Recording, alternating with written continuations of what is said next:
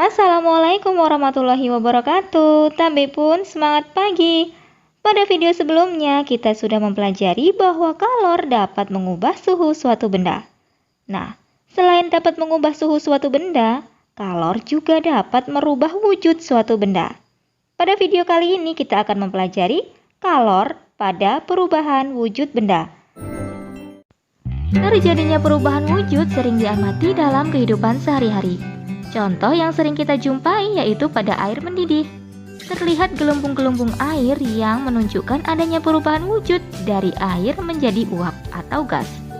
Untuk mendidihkan air diperlukan kalor. Jadi, untuk mengubah wujud zat cair menjadi gas diperlukan kalor. Berikut adalah macam-macam perubahan wujud zat dan kaitannya dengan kalor. Yang pertama, mencair. Mencair merupakan proses perubahan wujud dari zat padat menjadi cair. Contoh perubahan wujud dari zat padat menjadi cair atau mencair adalah lilin yang dibakar. Lilin yang dibakar akan meleleh. Nah, melelehnya lilin yang dibakar ini memerlukan kalor. Maka, proses mencair ini perlu kalor. Contoh lain dari proses mencair adalah sebagai berikut. Yang kedua adalah membeku. Membeku merupakan lawannya dari mencair. Membeku adalah proses perubahan wujud dari cair menjadi padat. Contohnya ketika kita membuat es batu. Nah, untuk dapat membuat es batu, kalian perlu memasukkan air ke dalam freezer kulkas ya. Nah, oleh karena itu, pada proses membeku, kita tidak memerlukan kalor, atau istilah lainnya kita melepaskan kalor. Contoh lain dari proses membeku adalah sebagai berikut.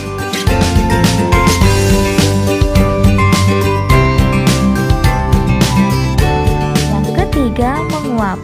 Menguap merupakan proses perubahan wujud dari cair menjadi gas. Menguap sudah dijelaskan di awal tadi ya, yaitu contohnya ketika kita memasak air. Pada saat air mendidih akan terlihat gelembung-gelembung uap air yang menunjukkan adanya perubahan wujud dari air menjadi uap atau dari zat cair menjadi gas. Nah, oleh karena itu, pada saat proses menguap diperlukan kalor. Contoh lain dari proses menguap adalah sebagai berikut.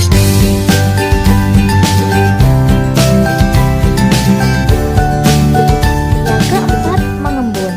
Mengembun merupakan kebalikannya dari menguap ya. Mengembun merupakan proses perubahan wujud dari gas menjadi cair. Contoh mengembun adalah ketika kita memasukkan es batu ke dalam gelas, maka bagian luar gelas akan menjadi basah. Nah, basahnya bagian luar gelas ini dikarenakan suhu di luar gelas lebih tinggi daripada suhu di dalam gelas. Sehingga ketika gas yang berada di luar gelas menyentuh gelas, akan terjadi proses pengembunan. Oleh sebab itu, pada proses pengembunan, kita tidak memerlukan kalor, atau istilah lainnya kita melepaskan kalor. Contoh lain dari proses mengembun adalah berikut.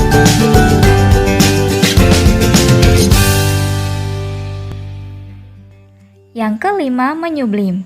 Menyublim merupakan proses perubahan wujud dari padat menjadi gas. Contoh menyublim adalah ketika kita meletakkan kapur barus pada suatu tempat, maka lama-kelamaan kapur baru tersebut akan hilang. Nah, hilangnya kapur baru tersebut dikarenakan kapur barus tersebut berubah menjadi gas yang ditandai adanya bau di sekitaran ruangan tersebut. Semakin tinggi suhu ruangan tempat kita menyimpan kapur barus tersebut, maka akan semakin cepat kapur barus tersebut akan hilang atau habis. Oleh sebab itu, pada proses menyublim, kita memerlukan kalor. Contoh lain dari menyublim adalah sebagai berikut.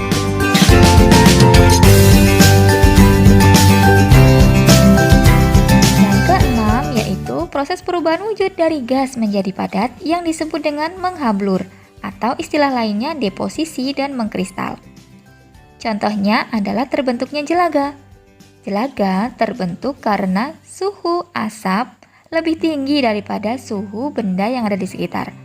Oleh sebab itu, ketika asap menyentuh benda yang ada di sekitarnya, akan membentuk suatu zat padat. Proses menghablur ini tidak memerlukan kalor atau melepaskan kalor. Contoh lain dari menghablur adalah sebagai berikut.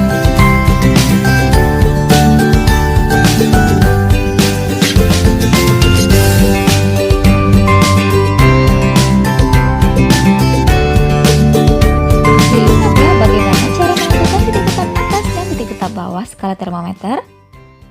Ya, titik tetap atas ditentukan dari air yang sedang mendidih, sedangkan titik tetap bawah ditentukan dari es yang sedang mencair.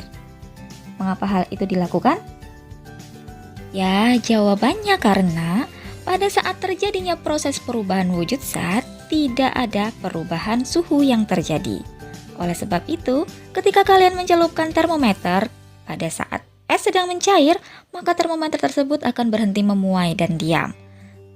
Sama halnya ketika kalian mencelupkan termometer pada air yang sedang mendidih atau menguap, termometer tersebut juga akan berhenti memuai.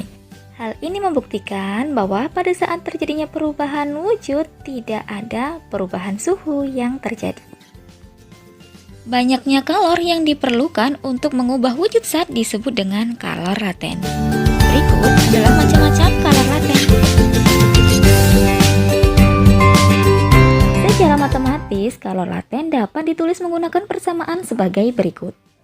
Pada dasarnya, penggunaan rumus matematis kalor laten dengan kalor camat pada video sebelumnya sama ya. Hanya saja pada kalor laten ini tidak memerlukan perubahan suhu, maka delta T-nya tidak ditulis atau tidak ada.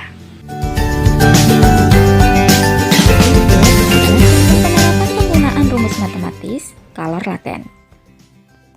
Berapakah kalor yang diperlukan untuk meleburkan 5 kg air ke dalam keadaan beku atau es jika kalor lebur air tersebut sebesar 336.000 Joule per kilogram? Seperti biasa, untuk menyelesaikan tipe soal seperti ini, kita tulis terlebih dahulu apa yang diketahui di dalam soal ya. Nah, di sini yang diketahui ada dua macam, yaitu massa air sebesar 5 kg dan kalor lebur air sebesar 336.000 Joule per kilogram. Sekarang apa yang ditanya? Nah, yang ditanya di dalam soal adalah berapakah kalor yang diperlukan? Maka yang ditanya adalah Q. Sekarang kita masukkan persamaannya. Nah, kita lihat jika di dalam soal yang diketahui adalah kalor uap, maka menggunakan persamaan Q sama dengan M kali U. Jika di dalam soal yang diketahui adalah kalor embun, sama M kali U juga. Nah, jika di dalam soal yang diketahui adalah kalor lebur, maka menggunakan persamaan Q sama dengan M kali L. Jika yang diketahui adalah kalor beku, maka persamaannya adalah Q sama dengan M kali L.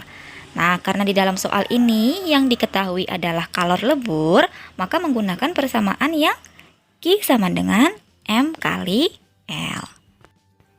Langsung saja kita tulis angka-angkanya. Jadi M-nya adalah 5, L-nya adalah 336.000. Jadi 5 dikali 336.000 adalah 1.680.000 Joule. Jadi es tersebut memerlukan kalor sebesar 1.680.000 Joule agar dapat melebur pada titik leburnya.